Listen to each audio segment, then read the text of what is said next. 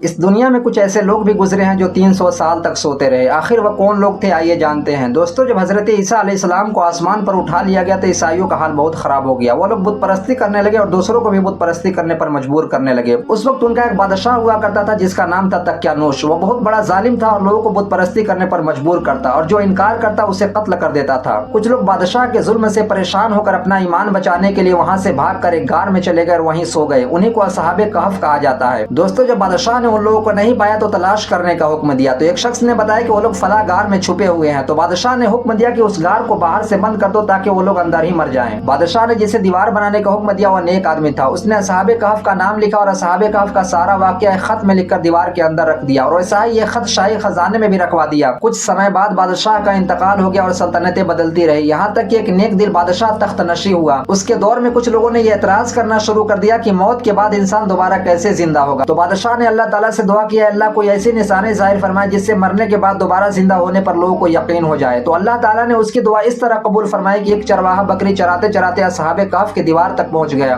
اور اس نے اس دیوار کو توڑ دیا۔ دیوار کے توڑنے کی وجہ سے اصحاب کہف اٹھ گئے۔ اصحاب کہف کے اٹھنے کے بعد جب انہیں بھوک لگی تو انہوں نے اپنے ساتھیوں میں سے ایک سے کہا کہ بازار میں جا کر کھانا لے آؤ۔ تو وہ شخص ایک نان بھائی کی دکان پر گیا لیکن اس کے پاس جو پیسے تھے وہ پرانے پیسے تھے۔ جیسے اس شخص نے نان بھائی کو پیسہ دیا، نان بھائی کو شک ہو گیا کہ لگتا ہے کسی کوئی خزانہ ملا ہے۔ تو دکاندار نے فوراً بادشاہ کے سپاہیوں کو بلایا اور فوراً اسے گرفتار کر لیا گیا۔ اس کے بعد اس سے پوچھا گیا کہ بتاؤ تمہیں خزانہ کہاں ملا؟ تو اس نے کہا کہ ہمیں کوئی خزانہ نہیں ملا بلکہ یہ ہمارے زمانے کا ہی پیسہ ہے۔ پھر اس نے سارا واقعہ بتایا اور سپاہیوں کو ساتھ لے کر اپنے ساتھیوں کے پاس آیا اور وہاں انہیں وہ خط ملا جس پر اصحاب کہف کا سارا واقعہ لکھا ہوا تھا۔ وہ خط دیکھ کر سبھی لوگ حیران ہو گئے کیونکہ اس خط کا 300 سال سے بھی زیادہ ہو چکا تھا۔ جب بادشاہ کو اس کی خبر ملی تو وہ حیران ہو گیا اور سجدے میں گر گیا اور اللہ تعالیٰ سے دعا کی، اللہ تعالیٰ تو نے میری دعا قبول کی اور ایسی نشانی ظاہر فرمائی جس سے مرنے کے بعد دوبارہ زندہ ہونے پر سبھی کو یقین ہو گیا۔